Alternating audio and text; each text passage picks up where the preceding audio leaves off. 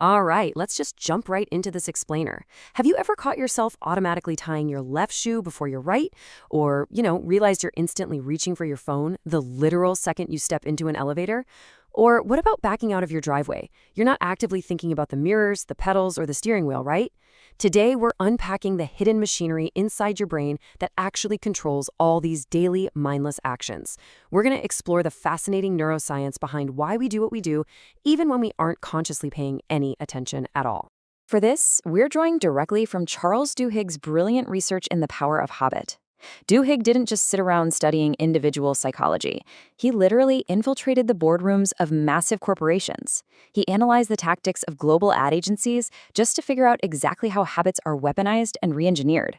And what you're going to discover here is that habits, they aren't just minor little behavioral quirks. No, they are a massive, fundamental consequence of our neurology. They dictate the success of massive products, social movements, and, our own personal lives. So this brings us to a pretty provocative thought to start things off. Think about your entire morning routine today. Waking up, making that coffee, the exact route you drove to work. Are you actually making conscious daily decisions, or are your habits secretly running the whole show? William James actually noted way back in 1892 that our lives are basically just a mass of habits. And, modern science completely backs him up. A researcher at Duke University actually found that more than 40% of the actions people perform every single day, they aren't actual decisions at all. They're completely automatic reflexes. Almost half your day, just on autopilot. Section 1. The mystery of habits. How memory isn't needed. Let's see how this builds into an incredible behavioral mystery, starting with Lisa Allen. For years, Lisa really struggled. Obesity, deep debt, chronic smoking. Her life just seemed stuck in this relentless downward spiral. But everything flipped during a trip to Cairo. She decided to focus on changing just one single pattern. She was finally going to quit smoking. Now, this one isolated shift acted as what we call a keystone habit. It sparked a massive chain reaction. Replacing cigarettes with jogging, that eventually led her to run a full marathon. And that discipline just organically spilled over into her finances, eventually erasing $10,000 in debt and allowing her to buy a home. By isolating and rewriting just one habit, she learned how to completely reprogram her entire life. Which brings us to our core medical mystery, the incredible case of Eugene Pauly. Eugene contracted viral encephalitis, which is this devastating infection that completely wiped out his medial temporal lobe. That's the part of the brain responsible for recent memory. And the tragedy of Eugene's condition was absolutely profound.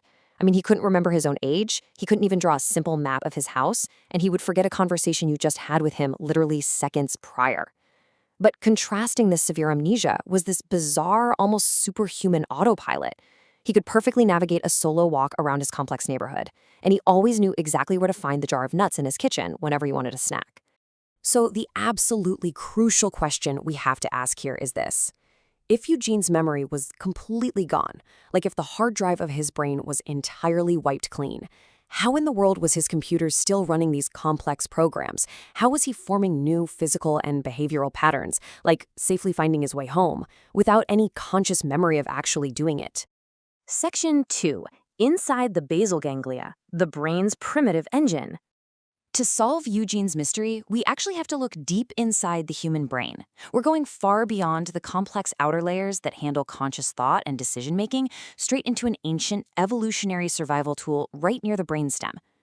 Eugene's doctors realized that while his conscious memory center was totally destroyed, this little golf ball-sized lump of tissue called the basal ganglia had somehow survived the virus fully intact. And get this, it's the exact same primitive brain structure found in reptiles. Eugene's case led to a wild, mind-bending conclusion. Consciousness and habit are housed in totally different zip codes in your head. You can literally lose your mind, but perfectly keep your habits. Now let's look at how researchers at MIT uncovered exactly how this ancient brain tissue works. They used tiny sensors on rats. So picture this. They place a rat in a T-shaped maze. A loud click sounds, a partition squeaks open, and the rat just wanders around. It frantically sniffs the walls, scratches at the corners, exploring every single inch until it finally finds a piece of chocolate at the very end. The researchers repeated this exact same maze sequence over and over again, monitoring the rat's brain activity the entire time. And the contrast in brain activity? It was staggering. Initially, the rats' brains were working furiously to process all the new scents, the sounds, the spatial geometry. But within just a week of repeating that maze, something kind of terrifying but highly efficient happened. Their brain activity absolutely plummeted. As the route to the chocolate became an automatic routine, the rat hardly had to think at all. The conscious brain essentially just goes to sleep while the habit runs. That primitive basal ganglia had completely taken over the navigation. This incredible process is what we call chunking. See, our brains are constantly looking for ways to save mental effort just to ensure our survival. Think about the massive mental load of driving a car. If we had to actively, consciously calculate every single micro action involved in just backing out of a driveway, checking the left mirror, checking the right, judging the spatial distance, feeling the exact pressure on the brake pedal, our brains would probably short circuit before we even reach the street. Instead, your brain efficiently chunks those complex, distinct steps into one seamless automatic routine. Section 3. The habit loop, the anatomy of automatic behavior. If we actually want to take control of our automatic behaviors, we have to deeply understand the anatomy of these chunks. The basal ganglia uses a really strict three-step framework called the habit loop. First, there's a cue. That's a trigger that tells your brain to power down and let a specific habit take over. Second is the routine, which is the actual physical, mental, or emotional action itself. And third is the reward. And the reward is absolutely critical. It's how your brain figures out if this particular loop is actually worth remembering for the future. Think of a super simple one. Your cue is mid-afternoon boredom. Your routine, opening a social media app. Your reward is that quick little hit of digital dopamine. Boom, the loop is locked in. And here's a slightly terrifying but super fascinating fact to keep in mind. Our brains literally cannot tell the difference between good and bad habits. MIT scientist Anne Grable noted that because of this evolutionary loop, habits never really disappear. They are permanently, physically wired into your hardware, just waiting in the background for the exact right cue and reward to trigger them again. This is exactly why breaking a bad habit is so incredibly difficult. You weren't just fighting a lack of willpower, you are fighting against hardwired biological programming. And this beautifully explains Eugene's mysterious, unseen behaviors. He didn't consciously remember his house, sure, but specific trees and mailboxes on his street acted as visual cues that triggered his walking routine. Morning sunlight was a reliable cue that triggered his routine of cooking bacon and eggs, which is actually why he sometimes ate breakfast 3 times a day. But it gets even wilder. Even his emotions were habit loops. His daughter leaving the house acted as a cue that triggered a routine of unexplainable anger and sadness completely divorced from his conscious memory. Section 4. The power of craving, the engine of the loop. But what actually powers this loop? Think about it. If the cue triggers it and the reward locks it in, what keeps the loop spinning over years and decades? Let's jump back to the early 1900s to find out. America was facing a steep, terrifying decline in national dental health, mostly due to the rise of processed sugary foods. Hardly anyone brushed their teeth back then. Enter Claude Hopkins. He was this brilliant advertising executive tasked with selling a new toothpaste called Pepsodent. At the time, selling toothpaste was literally considered financial suicide. Yet Hopkins achieved the impossible. He created a massive, nationwide toothbrushing habit completely from scratch.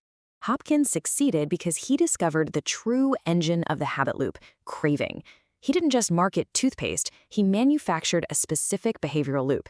He pointed out a cue everyone already had, that natural, everyday film on your teeth. Then he delivered a clear reward, a tingling, clean feeling provided by Pepsodent. But here is the really surprising, kind of manipulative fact. He actually added chemical irritants to the recipe just to make the toothpaste tingle. People thought the tingle meant the product was actively cleaning their teeth, but no, it was actually just a neurological trick to manufacture a craving. Millions of people started to genuinely crave that tingling sensation, and that manufactured craving is what drove the daily routine of brushing. Section 5. Rewiring your routines. Taking back control. Okay, so now that we deeply understand the hidden machinery of cues, routines, rewards, and the cravings that drive them, how do we actually apply this to take back control? Well, a U.S. Army major in Iraq brilliantly proved this concept. He was tasked with stopping violent riots in the volatile plazas of Kufa. Now, instead of viewing it purely as a political event, he analyzed the riot as a macro-neurological loop. Crowds would gather. Okay, that's the cue. Food vendors would quickly arrive to feed them, anger would build, and a riot would break out. That's the routine. His solution? He simply removed the kebab stands. Without the vendors, the crowd got hungry and just went home. By removing the reward, he completely neutralized a volatile situation, using behavioral science. He used habit theory as, like he said, a flashlight and a crowbar. And you have that exact same flashlight and crowbar for your own life. Remember, you can't truly extinguish a bad habit since it's hardwired into your brain, but you absolutely can override it. First, identify the automatic routine. Let's say your routine is eating a donut at 3 p.m. every single day. Next, isolate the triggering cue. Are you actually hungry, or is it really just the stress of a long meeting?